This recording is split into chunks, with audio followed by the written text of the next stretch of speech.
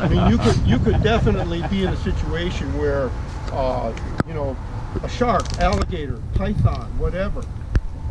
A knife is a knife. Let's face it. Come on. I don't need a blunt knife. Now, if I was a heading up a group of kayakers, I'm an instructor or something, and I might have to save somebody's life, yes, I would probably have a pilot knife. And I've thought long and hard about getting it because I usually also carry a K-bar. So, and I didn't bring it this time, but a lot of times I have a machete right underneath. So I got plenty of instruments. But remember, this is also part of my survival gear, right? If I end up on shore with just my life jacket on, I want to have a real knife.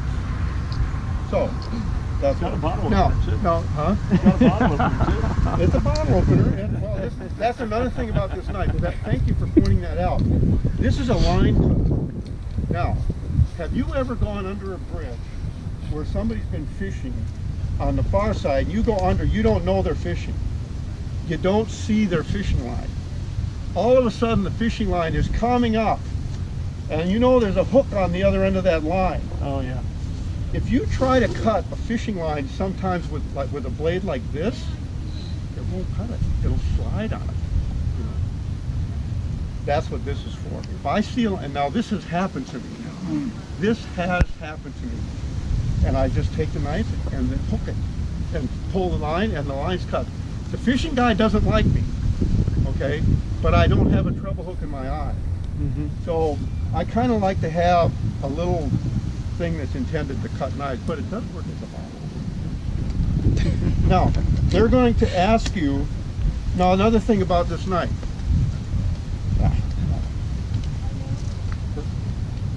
Sorry, pushing the wrong button. Another thing about this knife, notice it's a fixed blade knife. A lot of the safety knives that you'll carry are open knives. You have to open them. That is okay. You can have, if you feel like you would like to have a knife open, you can do that, but you just got to make sure that you can open it with one hand. Okay? And if you're right-handed, can you open it with your right hand? Can you also open it with your left hand? Because what could happen? You might have a dislocated shoulder. You might not be able to use your good hand, right? So you want to practice with it so you can open it from either side, or carry a fixed blade knife, which is what I prefer. But the other thing they're going to ask you to do is pull it out with your right hand and pull it out with your left hand. So you have to be able to get your knife out with either hand. You have to be able to open it if it's an opening knife. Okay, and that is the requirement that you have to have. Now, there's a bunch of other stuff that I suggest you have, and that is,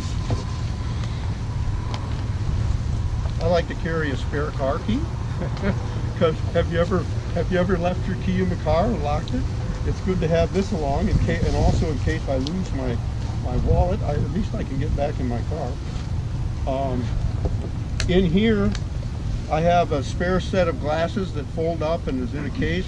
I have to use reading glasses, so I like to make sure I can see if I have to do any intricate work and I'm in a survival situation.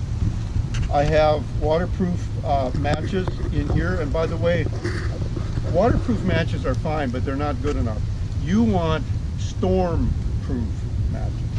Once they light, you want them to stay lit no matter what the wind and rain and everything is doing. You get them lit, and a storm-proof match will stay burning for, like, I don't know, 15, 20 seconds or whatever, long enough to get it into the fire and get it started. So everything that's in here is a storm-proof match. And here is my mini survival kit. I've got a bigger survival kit in here, and of course I got all my other stuff. But this is my mini survival kit. There's some fire starting material in here. There's a little compass, and there's a signal mirror and stuff like that. Probably never going to need it, hopefully, but you know, it's nice to have if you need it. So that's what's in this pocket. By the way, this is all suggested. We suggest you do, it's not required. It's all suggested that you have that in there. And then in the other pocket, I already showed you the PLB. I have, oh look, another knife. You never have too many. But this one's got I forget what you call this, but Marlin? you need for untying tight Marlin spike? Yeah. stuff like that. And now this one is an opening blade. I can't open this single-handed. Typically, you kind of can, but I need to put more of these before you on this one. But anyway, I just like to carry this as kind of a backup. What if I drop my other knife? Now you notice this knife did not have a lanyard on it. I don't want a lanyard on my knife because it can mess up what you're going to do with it, right? So if I should happen to drop it, I have a backup. By the way, this knife has saved water triber's life, literally. We had a guy, I think he was in some kind of catamaran, who went over and was underwater and tangled up in a line, and he had to cut himself free. The knife saved his life. So it's not frivolous. And then what's in here, these are my flares. That's my flare kit. If you've never operated one of these flares, there are some rules for testing them and things like that, and I don't recall the rules offhand. You can find them online.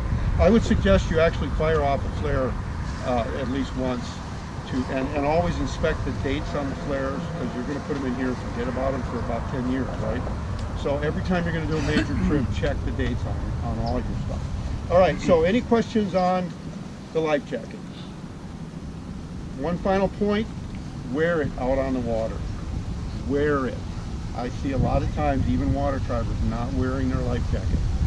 Wear your life jacket. It can save your life. It has saved many lives. Okay. The other required equipment, you have to have spare paddles. I've got essentially a single blade here, which I use all the time, my double blade paddle. If I break any of these, I can actually break it down, and I actually have 3 paddles. The long double blade paddle I basically use as a boom when I'm going downwind. In this contraption here, in the kayaking world, this would be a deck bag. When I'm kayaking, I have a deck bag and I have an under deck bag at the same time. And all that kind of stuff that goes in here. This has got my lunch in it, it's got some gloves, it's got some insect stuff, it's got a poop bag. By the way, you really absolutely need to carry these, what they're called wag bags and stuff like that. When you're out camping on these islands, don't bury your stuff. Okay, it's okay to pee out there and everything, but don't bury your stuff. Get these bags, put it in the bag, seal the bag up, and carry it to the next checkpoint and get rid of it. That's what your rear compartment is for, right? Pardon me? That's what your rear compartment is? We just drop it in there? Yeah, just don't, yeah. Actually, as you go by, we'll drop it in there. That's his bucket. that's my poop bucket. We'll talk about that in a minute. But yeah, these wag bags are really convenient. I've got some in here. I've got my my normal. It's got a real scenery. This is my major poop bag. You know, hey, it's important out there. Where do you get them? But the point I want to make about this, though, it's very important. Water tribers leave no trace. If you camp in a spot and you're a water triber, you leave no trace. When you leave that spot, nobody should know you've ever been there. They shouldn't find the pieces. If you find junk, litter, pick it up. Take it out with you. Be the good guy. Don't be the bad guy. So if you take your poop with you, these things really work too. I mean, you can seal, it's like a double, triple seal bag. You can seal them up, put them down in your hold, or put them on a deck, or wherever you want to put them, and they're going to stay tight until you get to a place where you can, and it's legal, by the way, to put these in a normal trash can. It is totally legal. You can't do that if you know, if you just picked it up off the ground. You shouldn't do that, but Chief. it's totally legal for that. Chief, where do you get those? You can find them online.